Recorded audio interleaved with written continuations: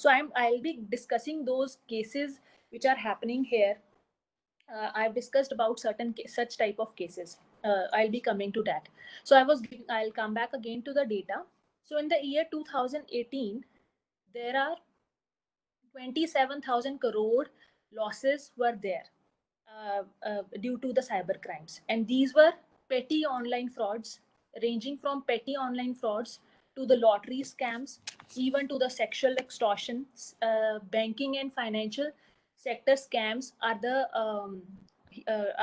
area in which the huge amount of cyber crimes are happening. So we all have heard about these. There is a very famous documentary coming up on TV these days, where they are showing that a group of teenagers, they are working together as a group, and they are calling people by on the various. They have various phone numbers. Various telephones are with them. They are calling people from. They gather phone numbers and they call people and they try to extort money from them. They tell them that your bank account is going to freeze, your credit card is about to expire, your debit card is about to expire. So this is a documentary which is there on Netflix. So we must be aware about these cases are we read these cases every day in the newspaper, that there is cyber crimes, there are banking and financial sector frauds. So how does this happen? They call certain people and they ask for the CVV number, or they ask for and they tell that your credit card or a debit card is about to expire, or your net banking has been stopped. So you need to give your confidential information to us, and then they collect money from these innocent persons. And when we hear that somebody from the bank or somebody from the RBI or somebody from the government is calling us, we take these things very seriously. So we being innocent persons, we give the information to them, and then in this way the cyber criminals, they are extracting money out of the innocent Indians. So not only this, not only the financial aspect, there are other cases of sexual harassment. There are also cases of cyberbullying. So again, according to the data of the National Crime Bureau records, they generate a report every year. They have given a data that there were 2,000 cases of sexual harassment in the year 2018, and also 700 cases of cyberbullying. So government of India, they have created a national cyber crime reporting portal. I repeat the name again, National Cyber Crime Reporting Portal, which was created in the year 2018. So this was a Ministry of Home Affairs initiative. So any Indian or any person who is in India and is affected by a certain cyber crime, then they can lodge a complaint at this portal. So this portal received these many of these complaints: 2,000 cases of sexual harassment in 1 year and 700 cases of cyberbullying. But this report says that this number is very less. Why this number is very less? Because many of the cases of sexual harassment or cyberbullying, they go unreported. They are not reported on this portal. Why? Because we are not aware about it, what can happen if we aware, or there are other also social inhibitions are there. We have family inhibitions, that what will our family member says, what our society will say if we make a report. So this number is very less, but yes, it's a good number still, where reporting of such type of cases is there. Um, then not only the in now we come in the year 2020. I'll be just giving you certain data of the month of March and April 2020. So as we are all aware that due to the ongoing coronavirus pandemic, so in this time there has been surge of 86% increase in the cyber crime cases in the months of March and April 2020. I'll repeat the statistics again. In the month of March and April 2020, there has been an increase in the cyber crimes by 86%. In only 2 months, so much of cyber crimes have surfaced. So we are thinking that we are sitting at home, we are not prone to the coronavirus, but still we are prone to the cyber criminals. So what they are doing, I'll be just discussing. There were three major cases which happened during these 2 months.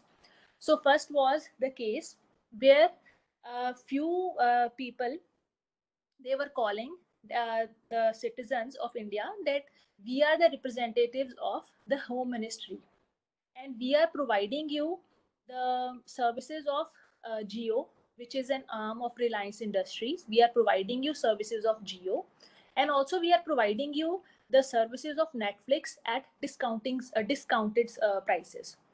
And if the people used to ask that why you are providing the services at a discounted price, they would say that because due to lockdown, everybody is at home, so we are providing it at a discounted price.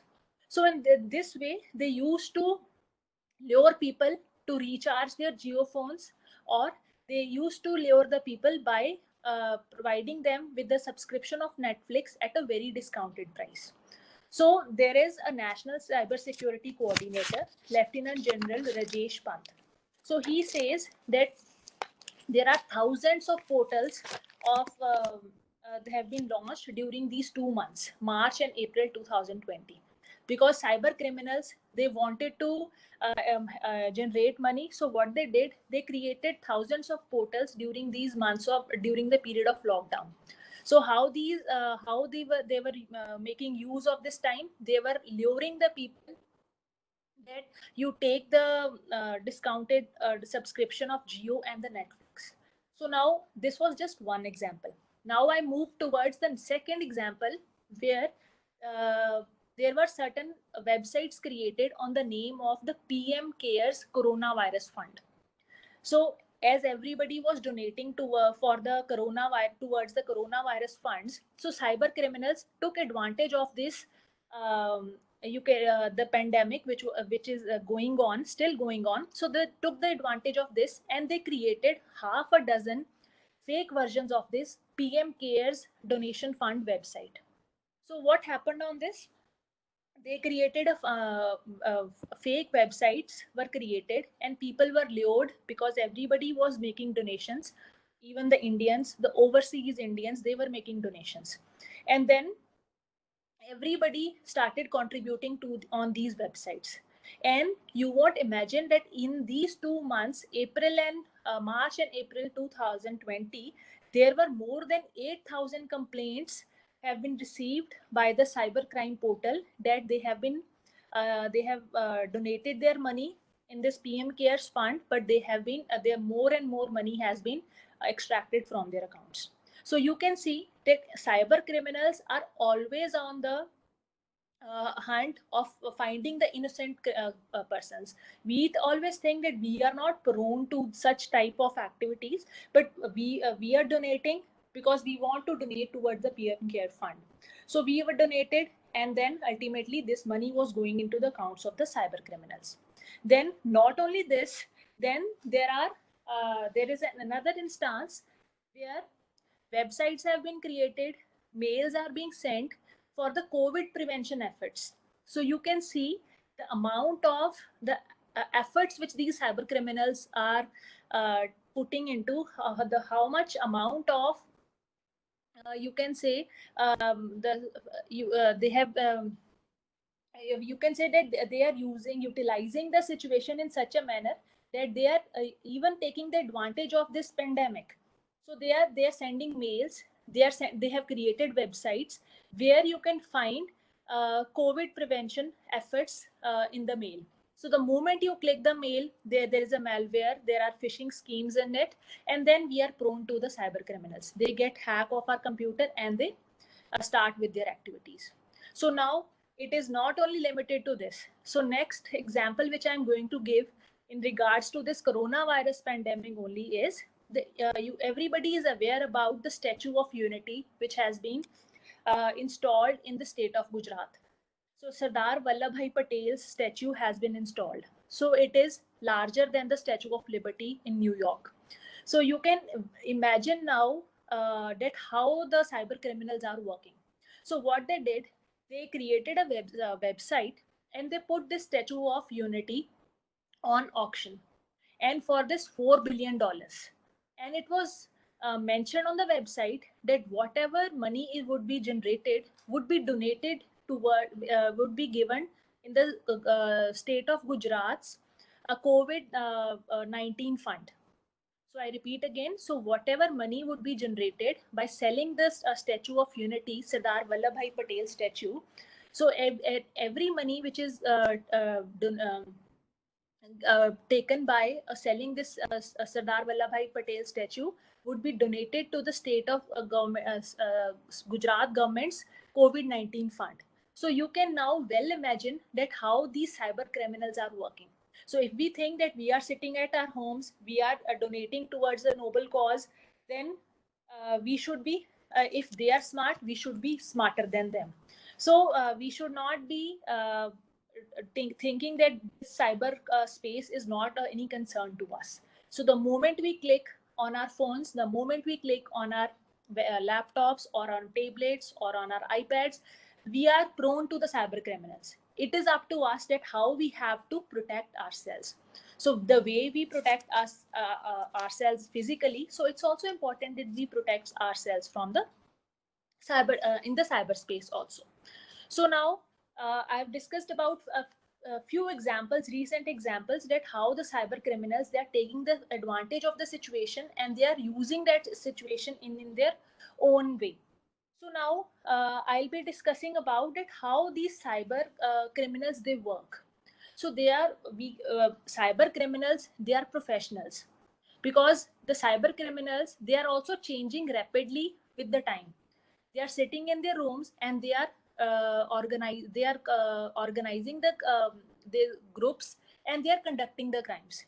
So in every crime, there is planning, plotting, and execution being done. So all this planning, plotting, and execution is done by simply sitting in the room. They don't have to go anywhere, they just have to make a plan.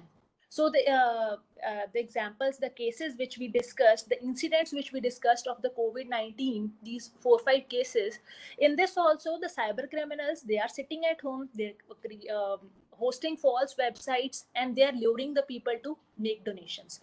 So this has been cyber criminals, they are professionals, and they are sitting in their bedrooms, and they are organized gangsters, we can say. It's not necessary that a person should have a high technical skill. Even a person should be intelligent, a person should be smart enough to lure another person to donate you money, to you can say transfer the money in your account. So I suggest you that there is a documentary on the Netflix. Please go through it. Watch that documentary. It's a good documentary. So you'll get to know that how these criminals work. So there are group of 4 or 5 criminals. They lure the people, and everybody is not doing the same work. So whenever there is a cyber activity going on, every cyber criminal is not doing the same type of work. So one may be a person who is arranging certain things. So he may be a coder who is an experienced person who is experienced in hacking. So he knows that how the work has to be done, how the coding has to be done, what type of tools are to be used. So there are various categories of organized criminals in this field also. So there are coders, then there are kids. So why do we say them they are kids? Because usually the people who are below 18 years of age, they are known as juveniles, and below 12 years of age, we say that they are kids in the legal language. So they are the child when a person is below 12 years of age. From 12 to 16, a person is a juvenile. Then once a person becomes 18 years of age, that person becomes an adult. So whenever any cyber crime is being conducted, there is a group which is helping in conducting of the cyber crime. So it's not always necessary that every cyber criminal has a group, but when they are conducting some financial crimes, or they are conducting some intellectual property crimes, or they are conducting certain crimes which are on a large scale, then there might be a group. But if a person is just cyber stalking a person, or there is only cyberbullying, then it might not be that there is a group of criminals. Then there are kids who are buying or trading or reselling the elementary building blocks of the effective cyber scams. So these kids who are below 12 years of age or below 16 years of age, juveniles, they are also very much part of these cyber criminal groups. Then there are persons who are not actually doing anything on the forefront, that they are not calling or they are not hosting anything on the websites. They are just helping in bringing creating the virtual cash into the real cash. So how they do, because these cyber criminals, they will not be asking for the money directly into their accounts, so they'll obviously be asking for the money in somebody else's account. So now they have to withdraw this money also, so they use the help of another person who is known as a drop. So in whose role would only be this much, that who has to convert the virtual money into a real cash. So this is also this person also plays an important role in the organized criminal activities. Then we have the mobs, or the mob is the one who is regulating all these cyber activities, that all the drops, all the kids, all the persons who are engrossed in the cyber crimes, they are controlled by these mobs. So these are we can say that the cyber crimes are organized crimes by the criminal organizations. So they depute different type of works to different person, because they are doing it on a very large scale. So as I was giving the data, that when 18 billion US dollars have been lost by the Indian consumers. So this data is not only for the one criminal group. It small there can be petty offenses also. If a person is earning 100 rupees also, that is also contributing to the 18 billion dollars. So in this way, whenever cyber crime is conducted, there are various types of crimes. So as I was discussing earlier, so it is not only pertaining to the economic crimes, it is not only pertaining to the financial crimes, there are other crimes also, like phishing is there, sending of fake emails to get personal information. Then identity theft is there, which is misused, there is misuse of the personal information. Then there can be hacking also, hacking of some another person's computer. Then there are viruses, there are trojan attacks. Then also cyber crimes can also be in regards to spreading hate crimes. Also it includes cyber terrorism. So, and also if there is child pornography, or if somebody is making sexual advances through the internet, that is also a cyber crime. So whenever we think about the cyber crimes, it is not only pertaining to the economic and the financial crimes, but also many other types of crimes are there. Even cyber defamation is there. So if a person tries to blackmail another person, or if a person tries to extort money out of that. So now because whenever there is a crime, we need a law to tackle the crime. So in order to fight cyber crimes, there is a need for international and international and national digital legislations, and also cross-border law enforcement techniques are required, because also cross-border law enforcement techniques are required for coordination. So because this cyber crime is a boundaryless crime, it is not only limited to only one city or one state or one country. I may be sitting in India, I may be committing a crime in US, I may be committing a crime in Japan. So there is a need for tightening of the international and the national legislations. And also there has to be a need for coordination among the different agencies of the different states. So by making use of these coordination, India and also other countries in the world, they have formulated the Information Technology Act. This Information Technology Act was enacted in the year 2000. So prior to this, Indian Penal Code 1860, it was looking into the cyber crimes. But this IPC, Indian Penal Code, IPC is for the short, IPC does not talk about the virtual crimes. It does not talk about the electronic crimes. There have been various amendments made after the Information Technology Act came in the year 2000. There has been amendment made in IPC. There has been amendment made in the Reserve Bank of India Act. There has been an amendment made in the Evidence Act, because law is evolving. So with the changing pace of time, the new types of crimes are coming. So when this IPC was enacted in the year 1860, we could not have thought about the cyber crimes. So with the passage of time, with the advent of the computers, internet, and other devices, we need to evolve the law as well. We need to amend the law to keep it in pace with the time. So we have this Information Technology Act of 2000, which is made on the guidelines of the Unicitral Model Law. So UN has given a suggestion that all the member states of the UN, they should amend their domestic law and make it in compliance, that because cyber crimes, they are not limited to one state, they are borderless crimes. So the UN suggested that all the member states should have their domestic law which is in compliance with the standards laid down by the UN. So they suggested, by the virtue of United Nations Commission on International Trade Law, so they suggested that all the countries who are the member states, they should amend their domestic law and make it in compliance with the Unicitral Model Law, which suggests that every nation should have cybercrime laws, because everybody is prone to cyber crimes. So every member state of the UN, they should have their own domestic law in regards to the cyber laws. So in compliance to that, India has made the Information Technology Act of 2000. So when this act was made, why this act was made? Because there was a problem in investigation of the cyber crimes. cyber invest because investigation in cyber criminals is not a simple investigation, because huge amount of responsibility is there, because the material is not readily available, the evidence is not readily available.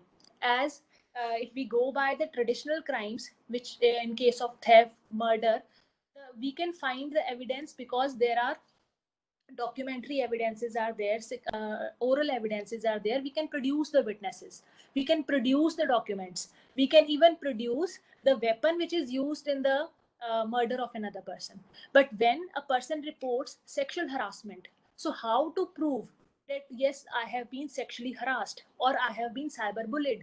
But for that, there has to be a special kind of investigation has to be done. So Indian laws were lacking in that. So in the year 2000, we have made many amendments in the Indian laws, and we have made the cyber laws for that. And then thus we have the cyber investigation, which is also known as which cyber investigation, which is conducted with the help of the cyber forensics. So before proceeding towards the cyber forensics, I'll be very briefly discussing about the evidence. Why evidence is required in a criminal case or in a civil case or in any type of case which is decided by a court. So whenever a judge decides a case, they take into account the evidence, because the judge will be deciding the case, whatever the facts, whatever the evidence you are presenting in the court. So based upon that, a decision is given, a decree is passed, a judgment is given by the judge. So if there is no proper evidence, there would be a decision can be in favor of a person uh, who has committed a crime, but the evidence was not against him. So there has to be a proper evidence for that. So for evidence, we have a special act in India, which we say as the Indian Evidence Act of 1878. This act specifically deals with that what kind of evidence is there, what kind of evidence has to be put forth in a civil case, in a criminal case, what is a documentary evidence, what is an oral evidence. A new kind of evidence is there now, digital evidence. So all these things are mentioned in the Evidence Act. So if we go by the meaning of the evidence, it is derived from a Latin word which means evidentia. Evidentia, which means the state of being evident. So state of being evident, which is plain, which is apparent, which is clear. If it is if it is an oral evidence, we can speak it out. If it is a documentary evidence, we can see that document. But whenever it's a digital evidence, how to prove that this document is genuine or this document is fake? Because it's very difficult, because sometimes in certain cases the chat has happened only between two persons, and due to fear of society, due to stigma, we often delete that chat. We don't want to keep that chat. because we don't want that anybody should come to know that I have been sexually harassed or my money has been hacked, because sometimes you also fear that the money should not be, if my money has been taken illegally out of my bank account, I might fear if I tell that how what other people would be thinking about me, ki you were not aware about this simple thing, that there are so many cyber crimes happening these days, still you became a fool and you gave your CVV number. So I don't I out of fear I don't disclose this information. So at the time of um, uh, uh, uh, deciding of the cyber crime cases, it becomes very difficult to assess that what type of evidence is there, where because there was no secondary or there was no there was no oral or there was no documentary evidence. So there is section 3 of the Indian Evidence Act which defines evidence. It says that all the statements which are made by the witnesses in relation to the matter of fact, that is an oral evidence. It can be given in the cyber crime cases also, oral evidence. But oral evidence is not sufficient, it has to be supplemented by a documentary evidence. So this documentary evidence is lacking in the cyber crime cases. So now how to overcome this lacuna which is there in the cyber crime cases? So we have come up with the digital evidence. So under section 3, there was an amendment made in the year 2003. Besides the oral evidence and the documentary evidence, we have the provisions for the electronic records also now. So you can see that the law has been changing. It has been evolving ever since. So in the year 2003, on the recommendations of the UN, we amended our domestic law. We made a new law by the name of Information Technology Act. We amended our already existing domestic laws like Evidence Act and IPC. And we also made provisions for the electronic evidence also, because without evidence, without proof, without any evidence, there cannot be any conviction, there cannot be any judgment. Nobody can be held liable without proper evidence, without any proper you can say evidentiary documents against that person. Because whenever a crime happens, everybody asks that how did the incident happen, when was the incident happened, how it can be prevented in the future. That everybody has this question in mind, that how did it happen, what was the manner of committing the crime, so who all were affected, then how it can be prevented in the future. So for this so for this there has to be there is a collection of evidences there, because collection of evidence is a Herculean task, and when it relates to the cyber crimes it becomes a more enormous task. Because if it's a simple crime, we go to the crime scene and then there is a collection of evidence by the investigators. They collect the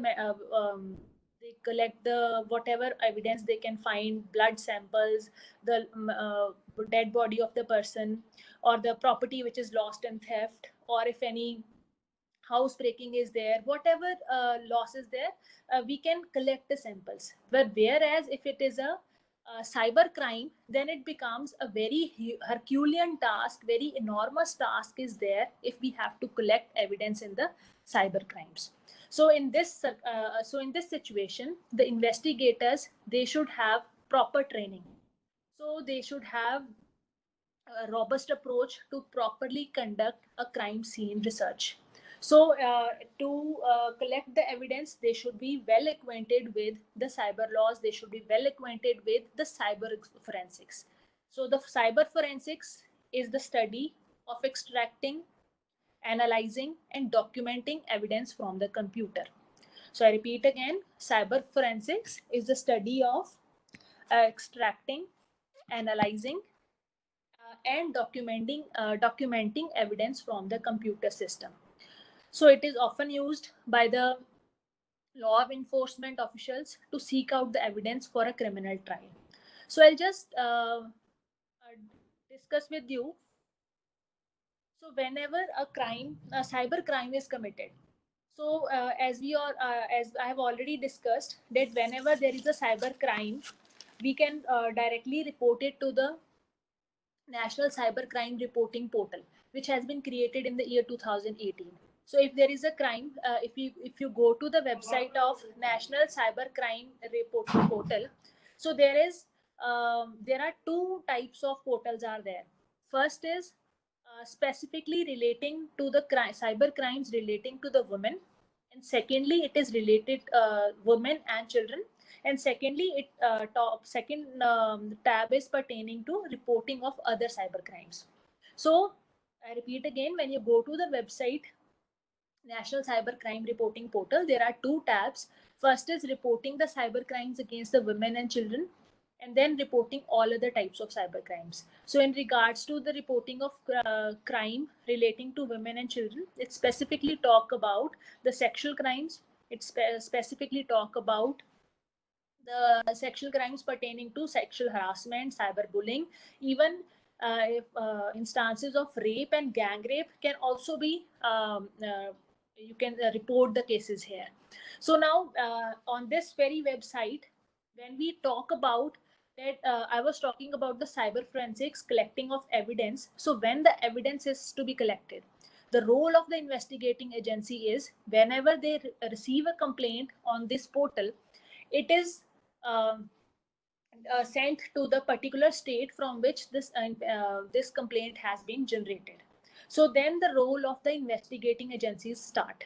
So when the investigating agencies, they start with the investigation of the cyber crime, they start on searching of the evidence, that how the crime was committed, when was the crime committed.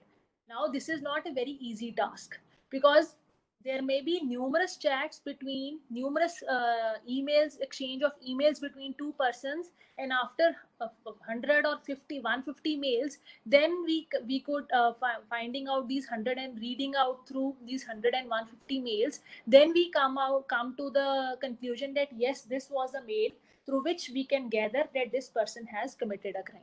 So it's not an easy task. So whenever this investigation is done, the investigators, they search into the even the minute details, like they search into the credit card receipt. So if I've made a certain payment for buying anything, or I've made a payment for donation, then I have the receipt with me. If I have the, because most common type of crimes which are happening is pertaining to the credit card frauds. Then if any bank statement is there, if any brochure or pamphlet which I have gone through and then I have clicked upon that link, that is also an important evidence for deciding of the cyber crime. Then online money transfer receipt. So I was lured by somebody to transfer the money into that person's account, so I made the transfer. So whatever receipt I have that has been generated, that is also an important piece of evidence. Then copy of the email, the emails which have been frequently exchanged between two persons, that is also important piece of evidence. Then even the chat transcripts. So sometimes there are certain chats being done, not the communication is not only through the emails but only through the certain chat groups. So that chat in this communication through these chat groups, the chat transcript is also part of the evidence. Then mobile number, suspect's mobile number is also an evidence. If a person gives a mobile number, that is also an evidence. Then videos, images, or any other kind of document which was exchanged during the communication, that is an important piece of evidence during the investigation. So now we come back again to Section 3 of the Indian Evidence Act. So I was discussing this. So whenever a cyber crime has to be investigated, first thing is the collection of evidence. So as the Indian Evidence Act, Section 3, prior to the amendment, it contained only provisions pertaining to documentary and oral evidence. Now, after the amendment, there has been provisions for the digital evidence as well. So any digital record which has been created is also a part of which can be produced in the court, and the judge can convict a person based upon the digital evidence as well. So the various instances of digital evidence can be collected from the storage media, like this is again in regards to the list which we were discussing. Digital evidence can be in the form of hard disk, it can be in the form of floppy disk, it can be in regards to the compact disk, DVDs, emails, so mobile phones, MP3 players, USB machine devices, and also you can imagine that the evidence which is there, which the information sorry the digital evidence which is not fitted into the computers, but it's also you must have seen that these days the washing machines, they have their certain automatic system is there. They when you put in the clothes for washing, itself it assesses that how much what is the quantity of the clothes, what amount of water would be there. So there is certain type of computer is there, so which is assessing that what is the quantity of clothes, how much water would be needed, and they tell you the time that in this much time the clothes would be washed. So there is a computer like system in the washing machine also. So that is also an evidence in a cyber investigation. So how this is relevant? If there is a certain cyber activity, this can also be taken into account at uh, uh, how much time was there when the female, she put the clothes in the washing machine, and when did she receive a phone call from a cyber criminal um, pertaining to that cyber stalking or cyber harassment. So that is also important piece of evidence. So now this cyber forensics is I was discussing this digital evidence. Digital evidences can be just yes. So digital evidence is investigated by the cyber forensics. So the cyber forensics terms is not is a relatively new concept only. So this came up in the year 1984. In the 1980s, you can say specifically in the year 1984, it started in the US. There was a federal program of the US government where a magnetic media program was created. Now, this program is known as the Computer Analysis and Response Team, that is CART. The person named Michael Anderson, he started with the concept of cyber forensics. So, from this person is also known as the father of the computer forensics. He was an expert in the criminal investigation division of the police department in the Oregon state of the US, where he would be analyzing the digital evidence and then he would be helping in the investigation. So this started in the year 1984. You can well imagine that about 15-20 years in India, we amended our new act, Information Technology Act, and then we started with the investigation of cyber crimes at a large scale.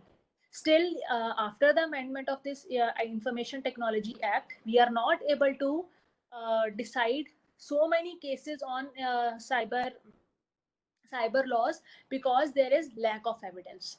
Sometimes the victims are not ready to cooperate in the investigation. So that is why there is very few cases are there on the cyber crimes. But you can, if we compare it to the West, in the US, it's cyber crime investigation. It started in the 1980s itself. We are still in a very nascent stage in India where we have this law, but still we are not utilizing this law as we should use it. Many cases go unreported. If we have the cases, huge amount of time is wasted because the complainant, they make the report but they are not cooperating in the investigation. They don't produce the documents, they don't produce the evidence, they are not willing to divulge the information to the investigating officer, and this results in the delay in the court, and we have very few judgments on the cyber laws in India. So we come to section 65A and section 65B.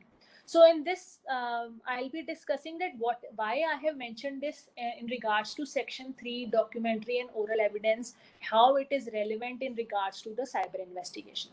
So there are two important sections in this Indian Evidence Act which deals with the investigation in cyber crimes. So digital investigation, cyber forensics. So these two sections are very important in regards to the cyber investigation. It deals with the cyber forensics. So now how this investigation has to be done. So first of all, when this cyber forensic investigation is done, it's a very disciplined investigative technique.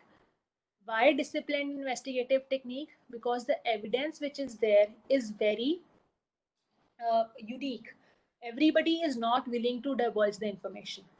The role of the investigation authorities, the investigation agencies, is to investigate and analyze the data or retrieve the data from the electronic data storage media or the mediums, and then produce it in the court of law. Because cyber forensics is a scientific examination, so everybody cannot conduct this cyber investigation. There has to be certain person who is experienced in dealing with the cyber forensics. So the help of the cyber experts is taken into account to retrieve the data, because the data is not freely and readily available. There are various digital evidences are there. So we can, if we have to divide the digital evidence, we can divide it into, if we have to say that how this digital evidence is extracted, it's not as readily and freely available as we are talking. So it is extracted in two ways, either directly or indirectly. So if it is directly, it is the same as in theft, like, because there is intangible existing in some tangible media. So if there are pirated CDs, that is also a cybercrime. If there are digital photographs, if there are printouts of the obscene photographs of a girl or of a child, that is also an evidence. So that is a direct method of extracting the digital information. So this is a very in this manner we can easily access the information. But the indirect method of extracting the information is very difficult. Direct method is where we are just going to the house of the cyber criminal, or we are just going to hub of a cyber criminal gang, and we are extracting the evidence. The evidence can be, I'll repeat again, it can be digital photographs or printouts of the photographs, obscene photographs. Then there may be pirated CDs, or uh, other materials like unauthorized access records are there. You must have heard about the cases of where even the government website has been hacked in some instances. You must be aware that the government of Maharashtra's website was hacked few years ago. Then the government had to issue notifications that our website has been hacked. Nobody should access it. They are trying to restore it back. So these types of instances where unauthorized access is there. So this unauthorized access record is also, it can be directly assessed. So digital evidence can be accessed in two ways, directly and indirectly.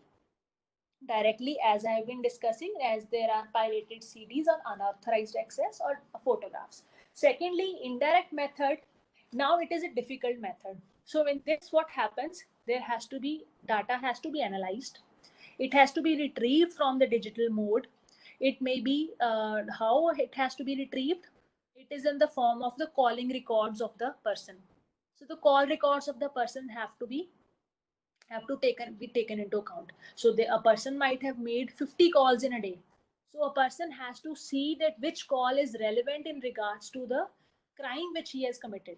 So it's a Herculean task, enormous task is there to sieve out that which call is important for investigation of the crime.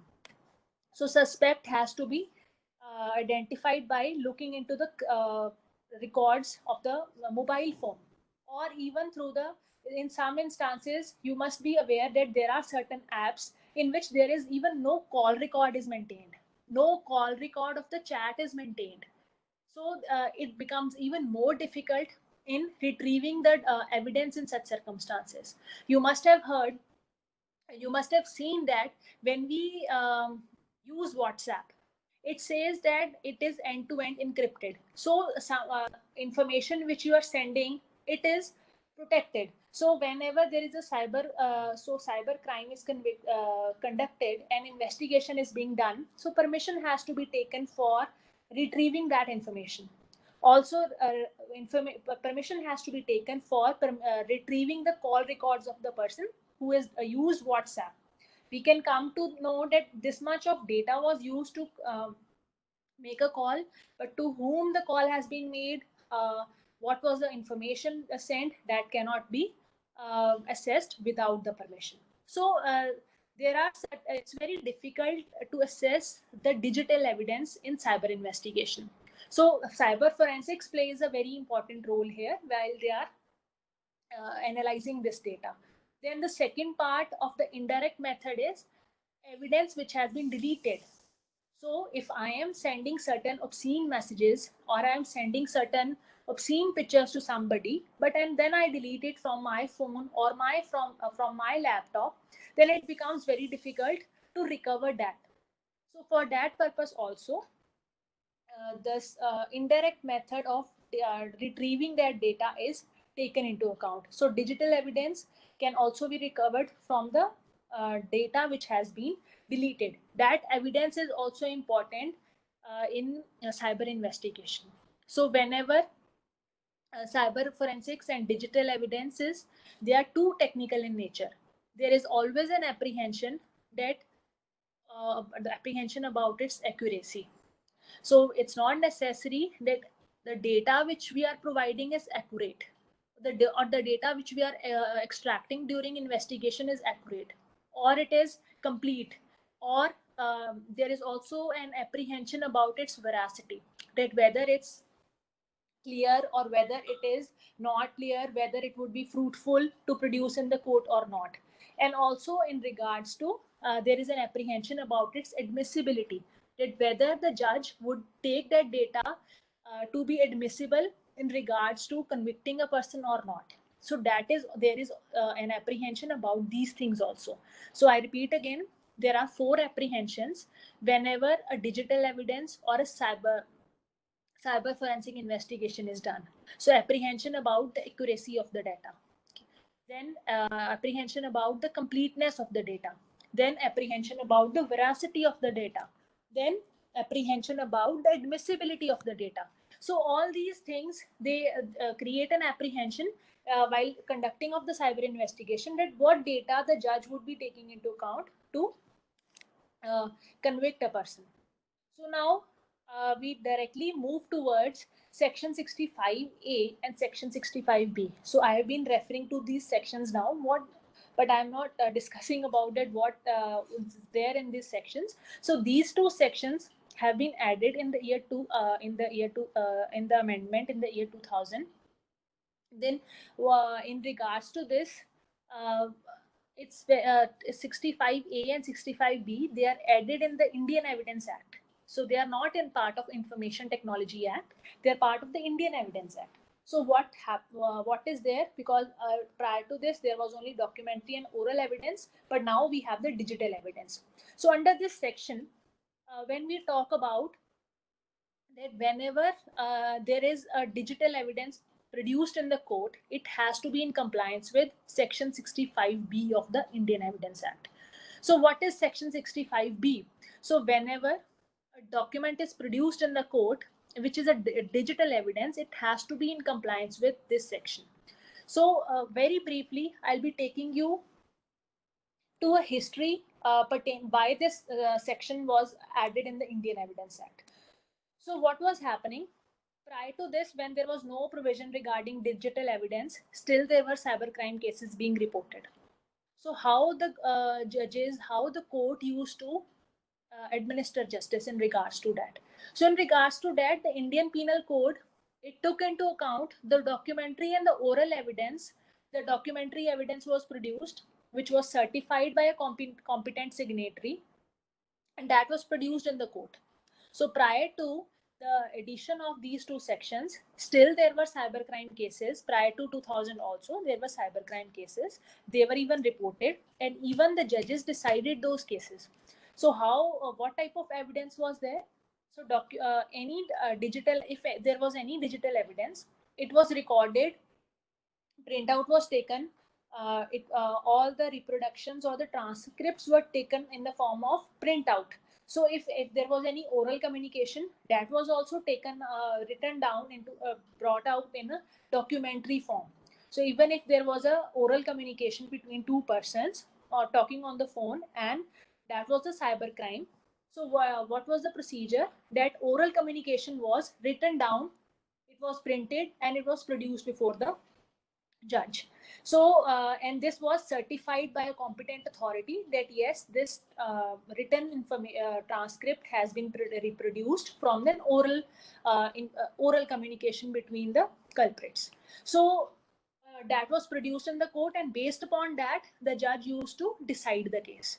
But this was creating a lot of confusion. It was wasting a lot of time of the court, and also a lot of time was wasted on creating such kind of evidence. So we made the amendment in the section where we have now recognized that even if there is certain electronic data and that is printed on a paper, or even if it is stored in any magnetic media produced by a computer, that is also deemed to be a document. So if there is any USB drive, even if there is a pen drive, if it is a if it's stored in any form of optical or magnetic data in a hard disk, CD, that is also a relevant document, and it can also be produced in the court. So you can see that over a period of time, to tackle with the cybercrime cases, we are also amending the law to make it in pace with the time. So cyber forensics is now being given a legal sanctity by way of amendment in the Indian Evidence Act. So without there is whenever these documents are produced in the form of optical or magnetic data, which media, which is produced in the court, it is very readily accepted as a document without any further proof or production of the original document. But there are certain technical conditions and non-technical conditions attached to this. So whenever there is technical condition is there, whenever sometimes the documents are not produced in original, they are produced in a duplicate copy of an original electronic record. So if we have an electronic record, what we do, we take out a printout and it is produced in the court. So when this document is produced, this must have been when it is produced in the court, there are certain conditions that even the computer which is in which is used frequently, which is in regular use, and which is regularly and ordinarily used for feeding the information has been extracted from that. So whenever if there is a cyber crime, so if I am using my computer to send fake emails to everybody, or sending certain obscene messages, so the information which is produced, the computer which I am regularly using to commit any crime, that computer can itself be produced in the court for producing for the sake of an evidence. So you can see that cyber forensics can even now retrieve my data which I've deleted. They can even access my information. You must have you are aware about this, that passwords can be retrieved, even the deleted profiles can be retrieved back. So all this is done with the help of the cyber forensics when investigations are done. So all this previously deleted data, recorded data can be recovered, and all these form the part of the evidence in cyber investigation. So the computer which is regularly used for sending emails, storing of the data, that also can be produced directly in the court for cyber investigation. So now I'll be moving towards certain instances about the Information Technology Act. So we have, as I've already discussed, that under the Information Technology Act, so this amendment was made in the Information Technology Act in the year 2008. It has included various kinds of offenses under this new act, where the offenses not only related to the tampering with the computer sources there, but also the offenses relating to the computer related offenses are also included in it, and the punishment is also provided for that. So you can see that there are various offenses, like sending of offensive messages through messages through communication services, through email, through WhatsApp, through simple messages. It can also be an offense. Then dishonestly receiving a person's identity, identity theft is there, or if cheating is there, or if violation of privacy is there, cyber stalking is there. So all these things are being dealt with under the Information Technology Act. And also there is a punishment for cyber terrorism. So the punishment for all these crimes which are committed under IT Act, they range from 3 years to maximum 5 years in some instances. If it's a repeated offense, the punishment can increase up to 10 years. Then also there is a provision for fines. So all these offenses, they are covered under the Information Technology Act. So whenever a crime is committed, the crime is reported, it is investigated upon, digital evidence is produced in the court by taking the help as defined under the Indian Evidence Act, Section 3, Section 65B, which specifies that what type of digital evidences can be produced, and thus the culprits are identified and then they are being held liable by the court. So, but this is not an easy task, as we have been discussing, because the investigation is the most important, most tedious task in this. It's not a very easy thing to conduct the investigation here. So, cyber investigating agencies, they are using various resources. They are taking the help of various cyber forensics in regards to conducting of the investigation, because it's not sometimes very difficult to assess that how this crime has been committed. So I'll take you to the next slide, where I have discussed about certain case studies. So these are certain cases which have held in India, and these are certain landmark cases in regards to the cyber crime cases. So first of all, I'll be starting with the fake travel agent case. So what happened in this case? So this case happened in the state of Maharashtra. So I'll discuss what are the facts of this case. So what happened? There were two young boys. One was aged 22 years and one was aged 24 years. So what they did, they used to regularly book tickets on the railway website. They used to buy tickets, online tickets, and then they used to buy these tickets with the stolen credit cards, not with their own cards, but with the stolen credit cards. Then what they did, they used to sell these online tickets to the passengers for cash, to the other passengers for cash. So I'll repeat again what was there. Two boys, they used to buy certain online tickets using stolen credit cards, and they used to sell these tickets to for cash to other passengers. So these events happened for almost about 4 months, when somebody made a complaint. So what happened, when this complaint was made, the online booking ticket booking service provider, they took note of this thing, that uh, some miscreants, they are booking the tickets regularly, that how far a person can travel, how frequent a person can travel through railways. So this service provider, they took notice of this and they made a complaint. So this service provider also gave the IP address which was used for the frequent online bookings to the investigating team. So this IP address was the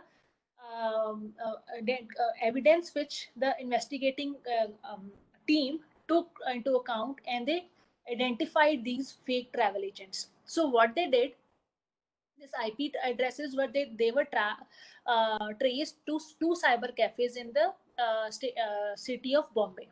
So when this investigating team visited the cyber cafe, they were not able to identify, because it's not very easy to identify that who was booking the tickets. as the cyber cafe was not maintaining any record of that who was coming and who was going, so they were not maintaining any record also. Then this investigating team, then what it did, it shortlisted certain persons who were present at the cyber cafes when these bookings were made. So they shortlisted certain persons.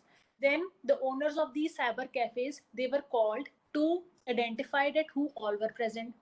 Then investigating team further examined the persons who had traveled on these tickets. So they were also called. And then they identified that who all were the persons who were booking the tickets and delivering the tickets to them. And thus they were identified. So you can see that IP address was important in identifying the fake travel agency, fake travel agents. So cyber crimes are being conducted, but sitting in Bombay, they were selling tickets to somebody else, and then they were thinking that they won't be caught. Now this blackmailing case is a one of a kind case which happened in the it's not only limited to India. It's a cross country case. So what happened here, the accused person, so uh, that person was posing to be a girl, young girl who is living in Calcutta. And that he was that was person was not a girl, he was a boy. So what he was doing, he was just posing to be a young girl who is living in Calcutta, and he was luring an NRI who was living in Dubai. So what he did, he sent various emails to he had various email correspondence with this person who was living in Dubai.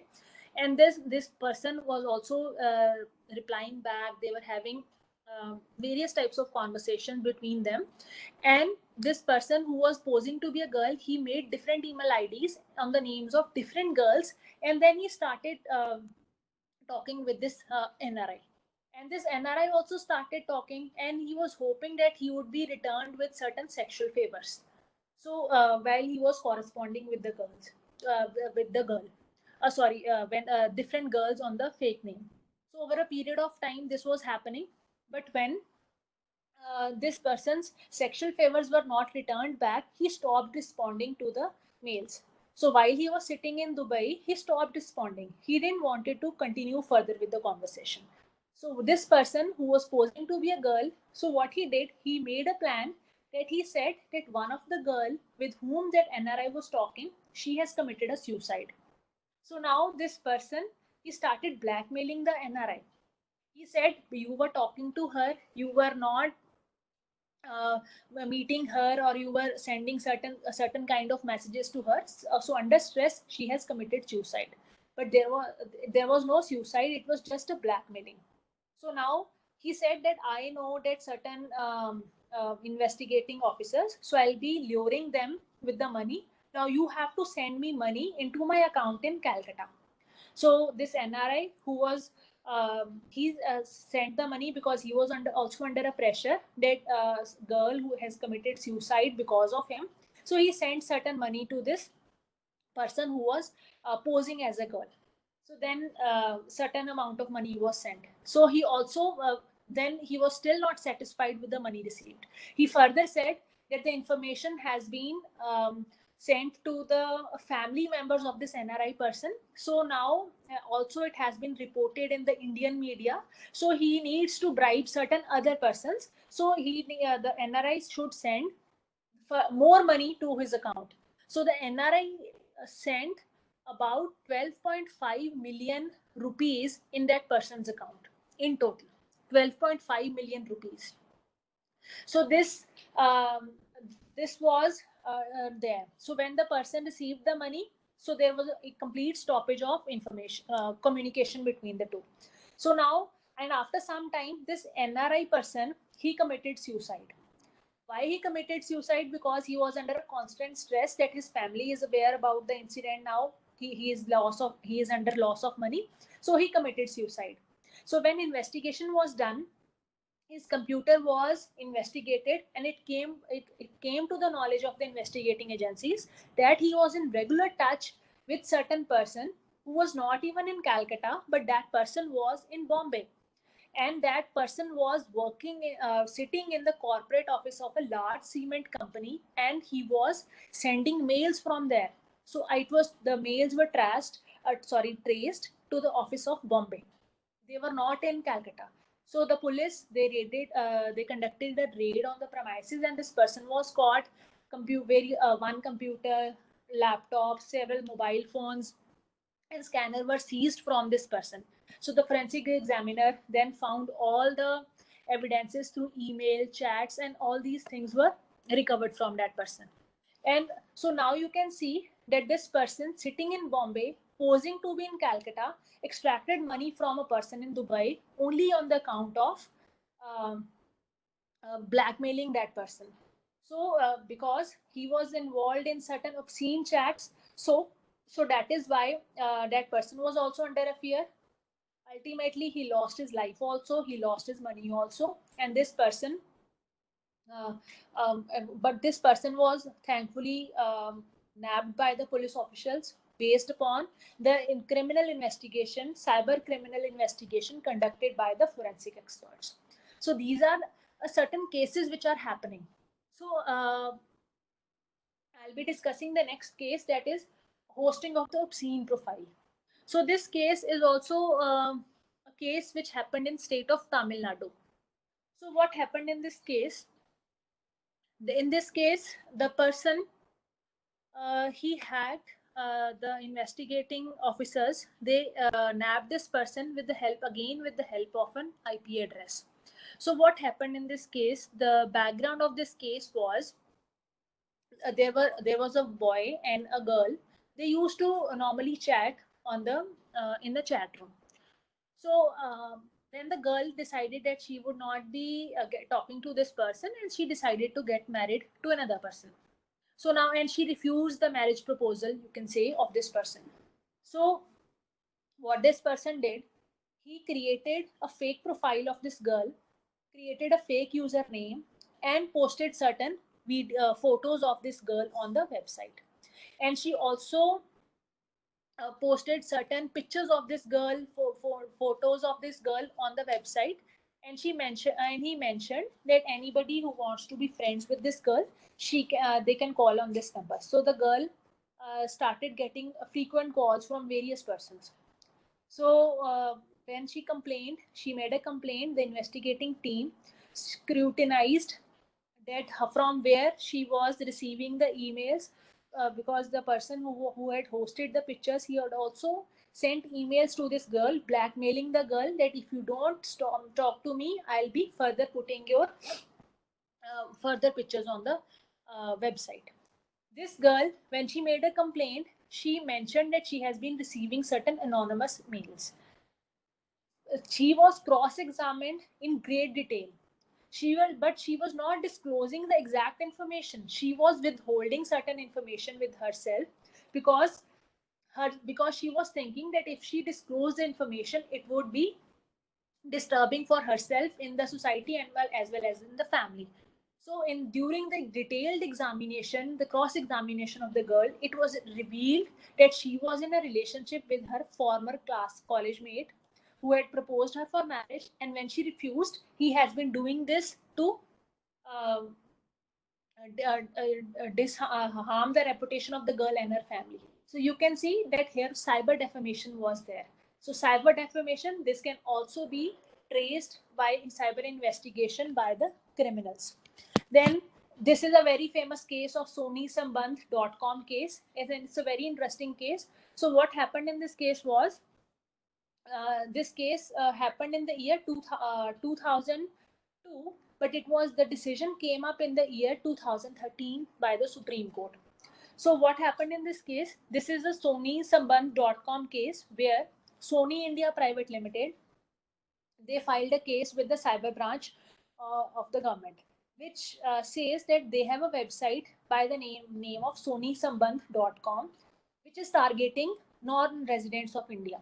So if any NRI who wants to send Sony products to their friends in India or relatives in India, they can pay directly on this website, and they can get the things delivered to their families and friends in the India. So what happened one day, there was a girl by the there was an identity theft being done here. So there was a person by the name who used the name Barbara Kempa, and he ordered a Sony color television and a cordless phone in the in the month of May 2002. So this person ordered a Sony TV and a Sony phone on their website, and he used the stolen credit card details of an American national. So when this purchase was made, the credit card company, they accepted the payment, and the process was it was easily processed, and the Sony company delivered the product to a person named Arif Azam in Noida. So the money, this thing was TV was also delivered. So there was no problem up till now. But after 2 months, this American national whose credit card was stolen, he complained to the credit card company that my credit card information has been stolen and I did not purchase any TV or did not purchase any phone. So now, when on the complaint received, this Asim Arif Azim's house was visited by the Sony officials. They say on this pretext that this TV has been illegally purchased. So when they approached, he completely denied that I am not aware. My friend Barbara Kempa had brought this TV. She has gifted me this. So, the Sony TV officials, they complained it to the police, and investigation was done, and a case was registered, and this Arif Asim was ultimately arrested. So how the investigation was conducted? The investigation revealed that Arif Asim, he was working in a call center in Noida, and he was working in the call center. He was working in the call center of that credit card company which had its office in India. So he stole the credit card information of that American national, and he misused the company's site to order the television for himself. So he himself had purchased the television and the phone for himself. So you can see that how these credit card frauds are being conducted. So there is an ATM system hacking case. You must be aware that this is a very recent case. In the year 2018, it has happened.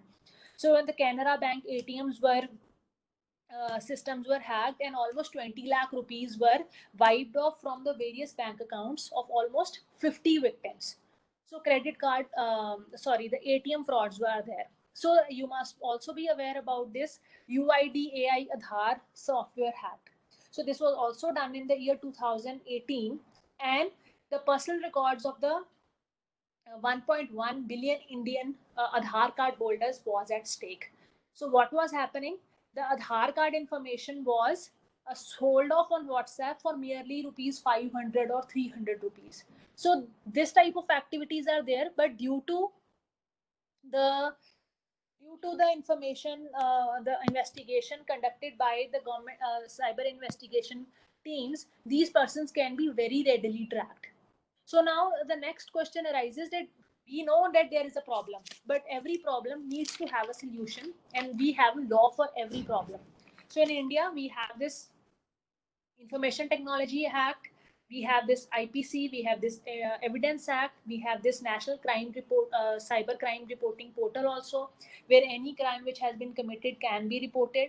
And also, there is a need for developing a proper legal framework, and also there is a need for developing a proper system in which digital evidences and electronic records are admissible.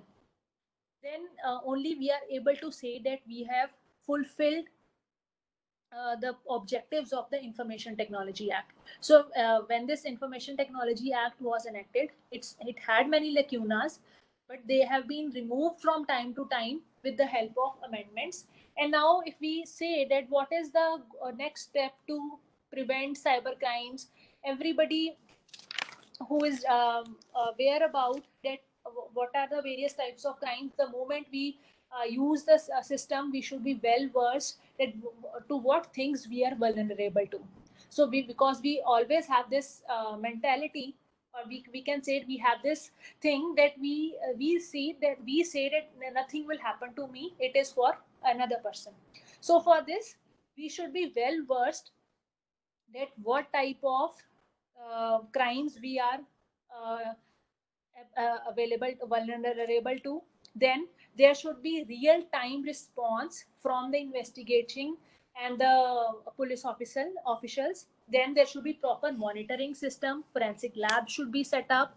Then proper training of the investigating officers, lawyers and judges should be there so that they can deal with the cyber crimes. So real time operations, real time response is the most important thing here. So there has to be more user friendly cyber policies in India.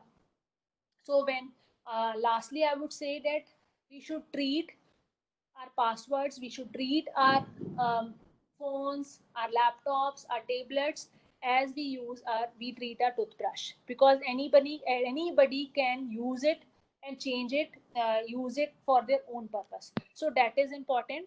So so in case you have any questions, just please ask me.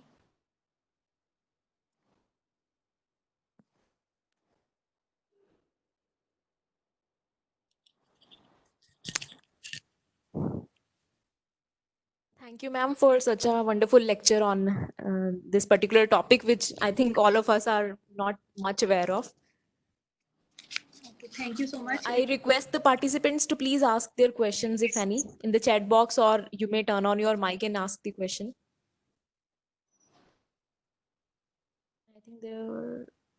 I think there was one question by Padmavati. Can we file a case if anybody taking call records without our permission? Can we file a case if anybody is taking call record? So so if I want to take call records of my friend, it's not allowed. We have to take permissions from the court only, then we can take the information. Otherwise it's not is a matter of course that cyber we can take the call records of any person and everybody. So permission from the court, and also if there is any complaint only, then we can take the call records. And there is another question. Can you tell something about cyber crime through mobile Yes. apps? Yes, ma'am. Through mobile apps, like when we are talking, so for example, I'm using these days. There are many apps are being used.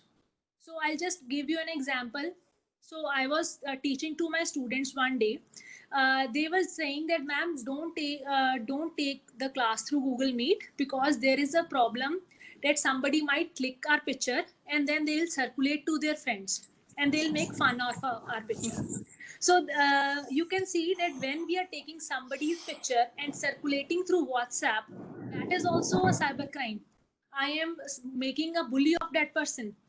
So they were just apprehensive that, ma'am, okay, when we are attending the class, just allow us that we should switch off our cameras, because we don't want that our classmates should see us. They might take our pictures. So you can see that while using these apps, we can take the picture and we can circulate it just for making the fun. Okay, so there's another question regarding can we file a case if anybody taking call record? That is, I've already discussed. Process of filing case, whether we have any separate court like cybercrime court in each city. So we for filing of the case, we can even file our case on this portal also. Then it is delegated to the crime branches of the state. Then they deal with the investigation of the cyber crime cases. And there are cyber appellate tribunals under the Information Technology Act, which take up the cases and they decide. Also the regular civil judges, they can also take up the case. So it's not necessary we have to file a separate case in the court. The regular civil judges can also take. Then for image morphing. So I have discussed about, I'll just open the PPT again. So I've discussed about the various sections under which cyber crimes are committed. So I'll be discussing about, just give me a minute. I'll give you the exact section. So yes, the image morphing. So I've discussed about in the slide itself regarding the identity theft, or if there is certain information is there, or certain cyber stalking is there, for that we have the punishment under the Information Technology Act, and the punishment is for 3 years. So there is another question regarding that IT sector employees are being monitored, and like in Zoom, they are recording our chats without our notice. So, ma'am, as you are already aware that whatever information, whatever data we are creating, that is always there virtually present. So, if I am sending my message to my sister, or I'm sending my picture to my friend, that is always going to remain there on the data. So, we have to be very conscious about that what type of data we are creating. So, we cannot, because you must have read about these things. We generally send information to our friends. We send pictures to our friends. या फिर we also send Aadhaar card.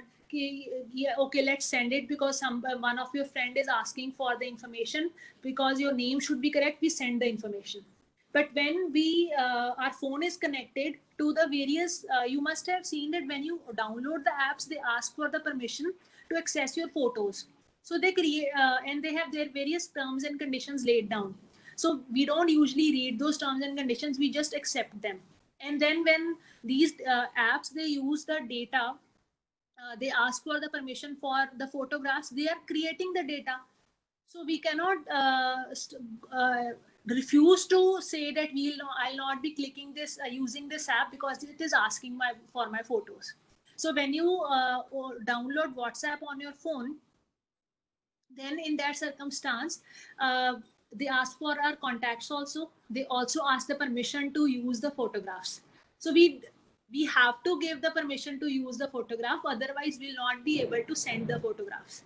So there are certain things where we have to do, we have to give the permission for sending the photos, but we have to, if we have to survive, then we have to believe that um, yes, ma'am, I agree that until and unless I accept, they'll not let us use that app. Yes, ma'am. Otherwise, if you read the terms and conditions, the very small terms and conditions they have mentioned. So if you don't agree to their terms and conditions, you can make a dispute with them, and you can go for arbitration. So they are a very big company, and I am a very small person. If I have to go into dispute that why you are asking for this information, then they will just simply say that don't use our app. It is our policy that we are using it, but we will not be misusing it. So this is there. So we have to be very self-conscious when we are doing it. So that is what I started with in the beginning, that we always think that something will not happen with us. We should be conscious while we are using the information, we are sending the information, because now information is created at our fingertips. So whatever I am speaking, whatever I am writing, whatever I am sending, that is always going to remain there virtually. So even if I delete it from my phone, it is going to remain there. So that is there. So the question is, how are cybersecurity laws in India compared to some of the developed countries? So, sir, here in India, the cybersecurity laws, we have the law, but the punishment is not very stringent. The punishment is only 3 years.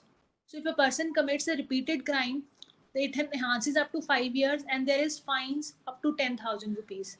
So, the punishments are not very stringent. The fines are not very harsh. So, whereas in other developed countries in US, the fines are very harsh. So for the simple crimes, if the person is caught, the crime, the punishment is a huge amount of punishment. The duration of the punishment is way more larger than the punishment is in India. And so India is lacking in regards to that, but still we are progressing. There are many, hopefully, and in the coming years, we are able to give more teeth to the Information Technology Act of 2000. So we are making amendments in that.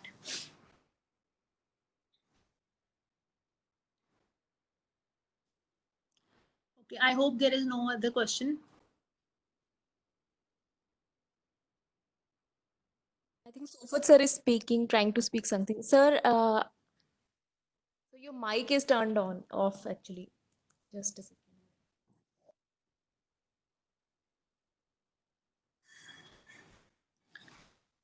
for such a elaborative talk which you gave on the cyber laws. Thank you, sir. I think this sort of a courses which we conduct needs this sort of a sessions only, because we wanted to give the overall perspective of the cyber laws to the students, so that because basically what we take is awareness course, so they are to be made aware of the cyber laws and other things. Thank you very much. Maybe we are not back before. Certainly sometime we catch up. Let's go, and you come to PC Chandigarh for any other session here. Maybe this was a virtual session. We'll surely invite you for some physical session now. Thank you so much. Thank you, sir. Thank you. Thank you, ma'am. Thank you so much. Thank you.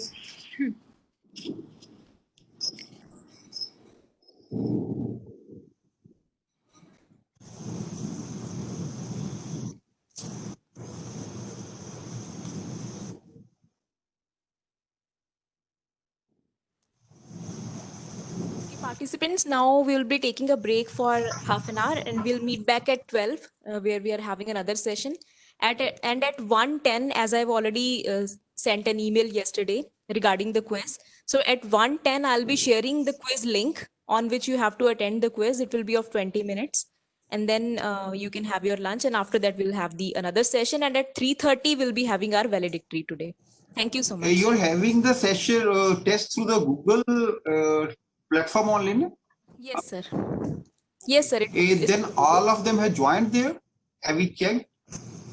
Sir, it's actually through Drive only. It's like for Okay. Google Docs. So there will be no such conditions required. They can directly, just like filling a form. It's just simply. Okay, it's like that you have made. Okay, Yes. maybe in others, what we have done is we have gone for the Google testing on. Anyway, that's fine. All right. That's an easier way of doing the thing. Thank you, Aman. That's easy, actually. Yeah. Thank you, sir. Okay. Okay, there is a question by Mr. Kishore that is there any hands-on session? So there will be a session in the second half on tools. So basically, Nancy will be demonstrating the tools. So hands-on, like you can get the know-how of the tool and then you can practice on your own. Thank you.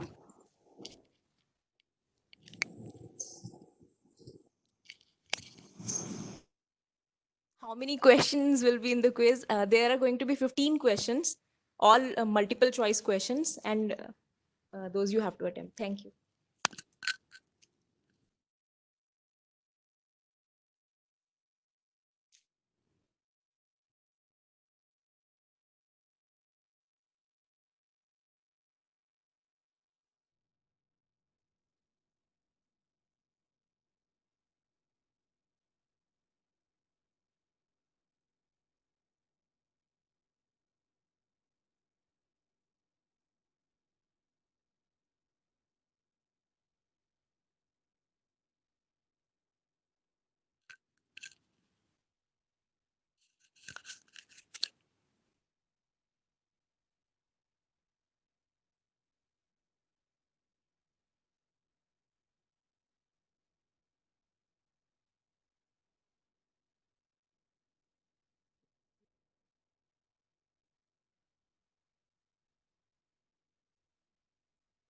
Ganesh sir, we have a session at 12 before that. So you need to join that session first and then at 1:10 we'll be having the quiz.